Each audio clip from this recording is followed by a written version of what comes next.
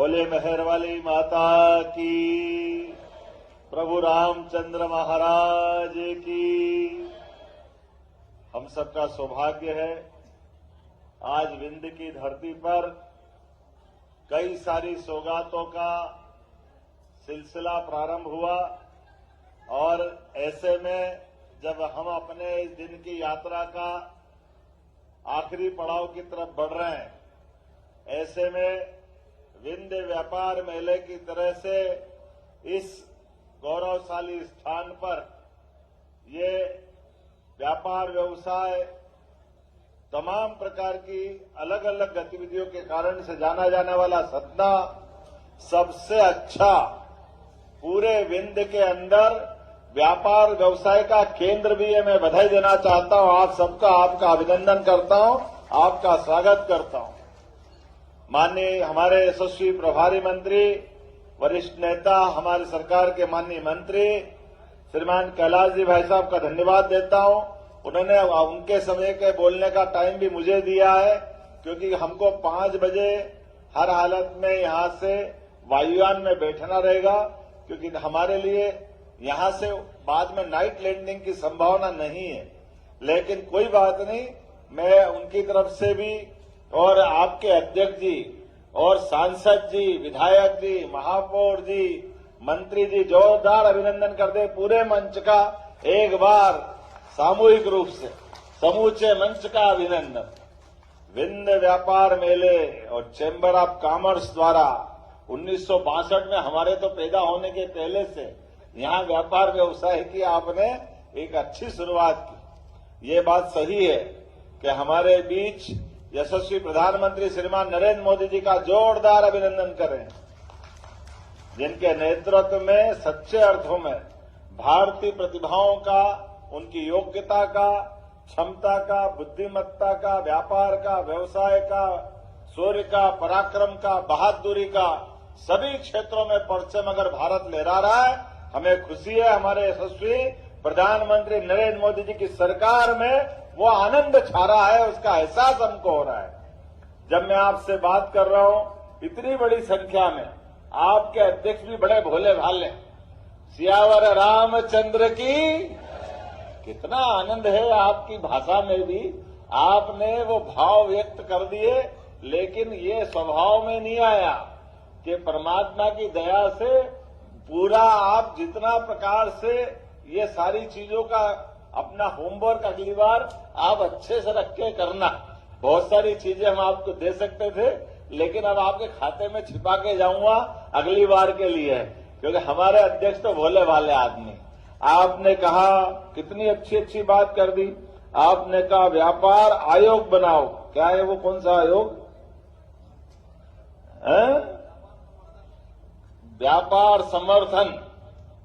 अब बताओ आपको मैं वो कौन सा आयोग लाऊं ढूंढ के, जिस आयोग के लिए हमारी सरकार की तारीफ माननीय गृह मंत्री जी कल कर गए।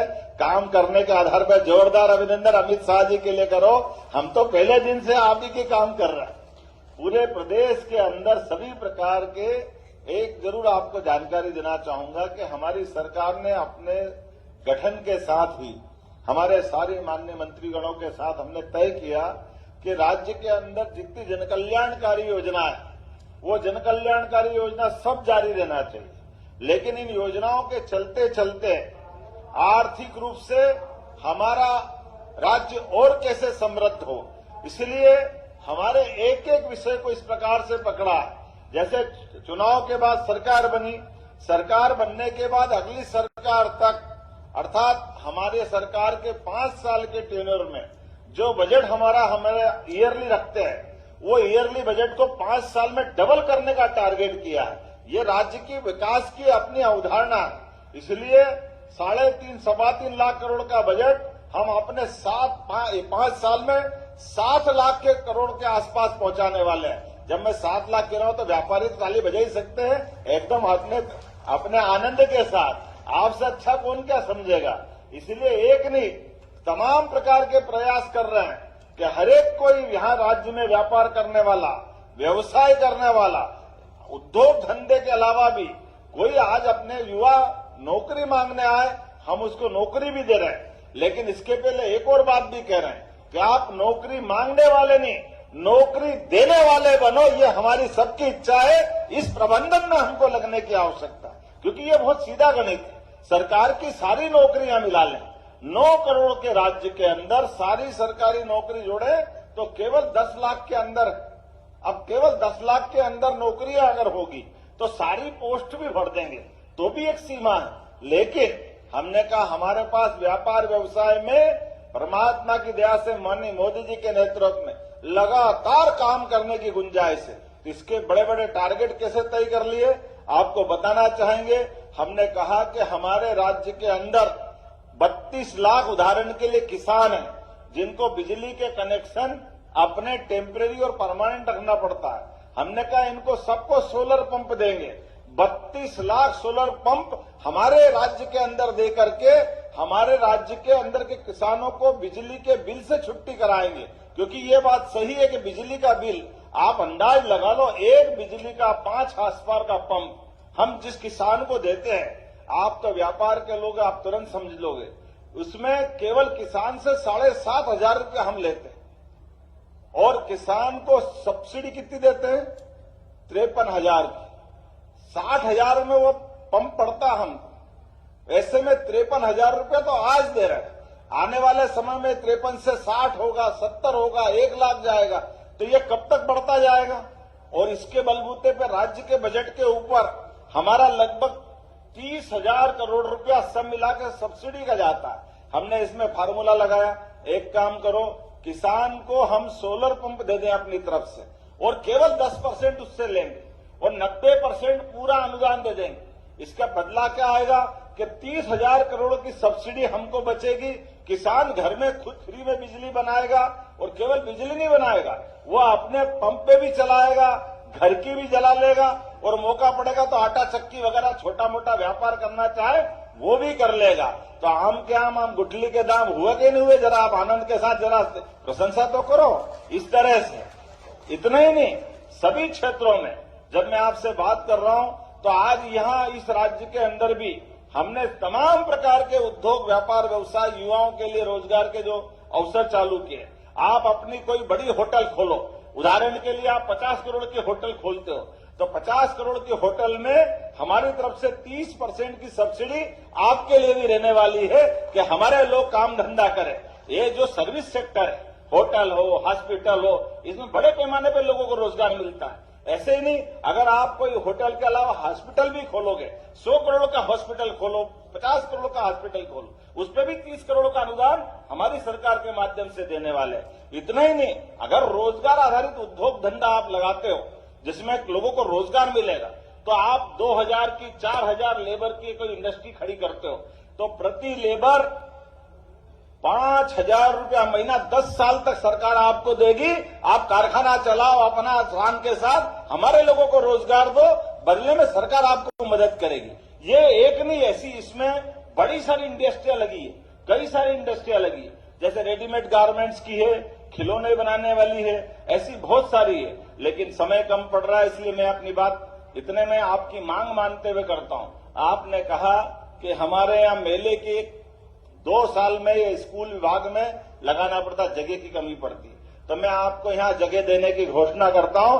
आपका चैम्बर ऑफ कॉमर्स के माध्यम से हर साल मेला लगाओ, 1 साल नहीं, और ये 2 एकड़ में लगता है, आप 8 एकड़ में लगाओ। नगर निगम के महापौर भी यहाँ है, आप जोरदार ताली वाली बजा करके बताओ भाई आपको मेला लगाना, हर साल लगाना, तो 8 एकड़ का बड़ा कैंपस आपका बनाएंगे। इतना ही नहीं, आपने कहा कि हमको सभागार बनाना है और सभागार बनाने के लिए बड़े कार्यक्रम करना है। हमारी सरकार ने गीता भवन बनाने की घोषणा की है। सभागार वो टाउन हॉल का ही रूप रहने वाला है, जिसमें बड़े सभागार 2000 क्षमता के लोग बैठ करके बड़ा कार्यक्रम कर सकते हैं। और गीता भवन में लाइब्रेरी से लेकर कई सारी चीजें रहेगी। चैम्बर उसको भी लेना चाहेगा, पीपीपी मॉडल पे आपको देने की घोषणा करते हैं। आप बड़ा बढ़िया सभागार अपने सभी कार्यक्रम चलाओ। इस प्रकार की व्यवस्थाओं के लिए हमको कोई तकलीफ नहीं। तीसरी बात आपने कहा है कि यहाँ व्यापार व्यवसाय करने के लिए हमको अपनी सरकार की योजनाओं का लाभ मिलना चाहिए। तो मैं ये माननीय सांसद जी ने एक बात अच्छी रख दी, हमने रीजनल इंडस्ट्री कॉन्क्लेव की, जिसको रीवा में, ग्वालियर में, जबलपुर में, जहां जितने संभाग केंद्र थे अभी तक हमने वहां भी की। लेकिन अब जिले के अंदर करने वाले हैं। तो बीच में माइनिंग सेक्टर की रीजनल इंडस्ट्री कॉन्क्लेव की तर्ज पर कटनी में हमने कार्यक्रम किया था, लेकिन अगर आपने सतना की बात कही है तो हम सतना में लगाने की घोषणा करते हैं। सतना में हमारा इंडस्ट्री कॉन्क्लेव लगेगा। अब हरेक के परिवार में एक काम धंधा करते करते परिवार में बच्चे बड़े हो रहे हैं, नई दुनिया चाहिए, नई व्यवस्था चाहिए, उनको सब प्रकार के संसाधन दे करके हमारी सरकार सब प्रकार से मदद करने को तैयार है। एक एक क्षेत्र में हर एक जगह जहां जहां आगे बढ़ने की संभावना होगी सरकार सब प्रकार की मदद कर रही। अभी तो आपने पीथमपुर की तर्ज पर बड़ा इंडस्ट्रियल बेल्ट नहीं मांगा है, हमारा तो प्रयास है सतना में 100 एकड़ का नया इंडस्ट्रियल पार्क बनाने की घोषणा करते हैं, जिसके आधार पर कई सारी और नई इंडस्ट्रियां खड़ी हो। अरे हमारे अपने जो स्वाभाविक रूप से उद्योग व्यापार के जो केंद्र है इनको बढ़ावा देने की सरकार की पॉलिसी है, और इसी आधार पर तो यशस्वी प्रधानमंत्री के नेतृत्व में जब भारत दुनिया का चौथे से तीसरी अर्थव्यवस्था बनने जाएगा तो मध्य प्रदेश तो कदम से कदम मिलाएगा। मध्य प्रदेश उस दौड़ में शामिल है जो सर्व सुविधा युक्त, आर्थिक रूप से संपन्न, महिला, गरीब, किसान, युवा सभी वर्गों का कल्याण करते हुए सभी प्रकार के संसाधन जुटाकर आगे बढ़ने के लिए तैयार है। तो आज हमने दिन में घोषणा की। अभी तो हमें समझता इंडस्ट्री डिपार्टमेंट को एयरपोर्ट भी मांगना चाहिए। आपने एयरपोर्ट ही नहीं मांगा कि आज यहाँ हमारा एयरपोर्ट बड़ा कर दो, बड़े प्लेन उतरना चाहिए। तो मैं आज आपको वो भी देने की घोषणा करता हूँ। आप नहीं मांग रहे हो फिर भी देने की घोषणा करता हूँ। जब बड़ा एयरपोर्ट बनेगा जिसमें सब प्रकार के प्लेन उतरेंगे, और आगे बढ़ो, आपको हेली सर्विसेज चाहिए, भविष्य में हेलीकॉप्टर की सर्विसेज के आधार पर हमारे साथ अब हमने धार्मिक पर्यटन का बढ़ावा देते हुए अपने राज्य के अंदर जैसे उत्तराखंड के अंदर केदारनाथ, गंगोत्री, जमुनोत्री, बद्रीनाथ जाने के लिए हेलीकॉप्टर सर्विस चालू की। हमने अपने राज्य के अंदर सभी पर्यटक केंद्रों के साथ धार्मिक केंद्रों को जोड़कर भी हेली सर्विसेज चालू की। उस हेली सर्विसेज के आधार पर हेलीकॉप्टर की व्यवस्था के आधार जोड़ करके वो सारे लाभ दिलाने के लिए भी सतना के साथ भी जोड़ करके, क्योंकि आपके पास एक तरफ चित्रकूट है, एक तरफ मैहर की माता जी है, इसलिए उस सर्किट के अंदर हमने ये भी गुंजाइश रखी। और इतना ही नहीं, आने वाले समय में आप भी हेलीकॉप्टर खरीदो, आपका हेलीकॉप्टर भी किराए पे लगवा लेंगे। कोई प्लेन खरीदे, प्लेन भी किराए पे लगवा लेंगे। हमारे लोग क्यों आगे नहीं बढ़ना चाहिए? यहाँ बसें भी बहुत है, बस चलाने वाले भी है। हमारी सरकार ने अगली योजना ये बनाई कि हम राज्य परिवहन की निगम की तर्ज पर बसों का प्रबंधन भी सरकार के माध्यम से कराएंगे। और पीपीपी मॉडल पर आपकी बस है क्या? लो बताओ, आप खाक में छोरा गांव में ढिंडोरा, पता ही नहीं चल रहा क्या हो रहा है। हमको क्या मालूम? आपने देखो, हमने तो सही कहा था।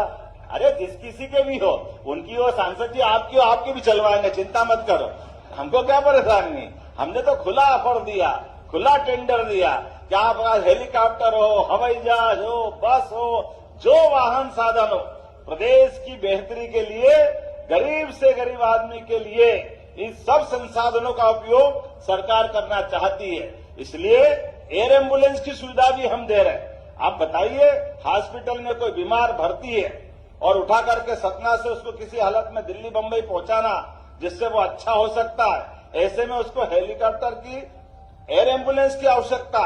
गरीब आदमी कहां से लाएगा? हमने कहा कोई बात नहीं, केवल आयुष्मान कार्ड बना ले, उसके बलबूते पर अगर एयर स्ट्रिप है तो विमान भेज देंगे, और हेलीपैड है तो हम अपना हेलीकॉप्टर भेजेंगे, लेकिन 1 रुपया उसका नहीं लगेगा। जान बचाने का काम राज्य सरकार करेगी। इस योजना पे हम लोग काम कर रहे हैं। इससे आगे भी हम तो भगवान राम की धरती पर हैं, इसलिए हमने कहा राहगीर योजना के बलबूते पर किसी चौराहे पर भगवान न करे कोई एक्सीडेंट हो जाए, लेकिन अगर एक्सीडेंट हो जाए और कोई घायल वहां पड़ा है, उसको तुरंत हॉस्पिटल पहुंचाओगे, उसकी जान बच सकती है। ऐसे में हमारा कोई भी राहगीर आता जाता देख करके, अभी तक तो पुलिस के डर के मारे कोई हाथ नहीं लगाता था, बाद में पुलिस परेशान करेगी। ये सारा संकट खत्म करके हमने योजना बनाई। आप घायल को उठा करके हॉस्पिटल 1 घंटे के अंदर पहुंचा दो, और वो गंभीर घायल अगर उसकी जान बचती है, ऐसे में 25,000 रुपया हम पहुंचाने वालों को इनाम देने वाले हैं। 1.5 लाख का तो इलाज उसका करेंगे, लेकिन जिसने जान बचाई उसको भी प्रोत्साहन देंगे। ऐसी एक नहीं, कई सारी योजना मैं बता सकता हूं। लेकिन पर्ची पे पर्ची आ रही है कि 5 बजे बाद हेलीकॉप्टर हवाई जहाज जाने की सुविधा यहाँ नहीं है। तो अगली बार आपके लिए फिर आएंगे, उम्मीद करेंगे। यशस्वी प्रधानमंत्री का देखो चमकदार फोटो कितना अच्छा लग रहा है। ये मेला सार्थक हुआ, जोरदार अभिनंदन करें। ये माननीय नरेंद्र मोदी जी के भारत सरकार के माध्यम से चलने वाली सरकारों का दौर है। आइए हम सब मिलकर के राज्य की बेहतरी के लिए, भारत माता की सेवा के लिए इसी प्रकार से काम करते रहेंगे। मेरी अपनी ओर से अब बात आपने जितना बोला नहीं उससे ज्यादा मैंने बोल दिया है। अगली बार के लिए भी रखो, जोरदार ताली वाली बजाओ। ये सारे मुद्दे का समाधान अगली बार करेंगे।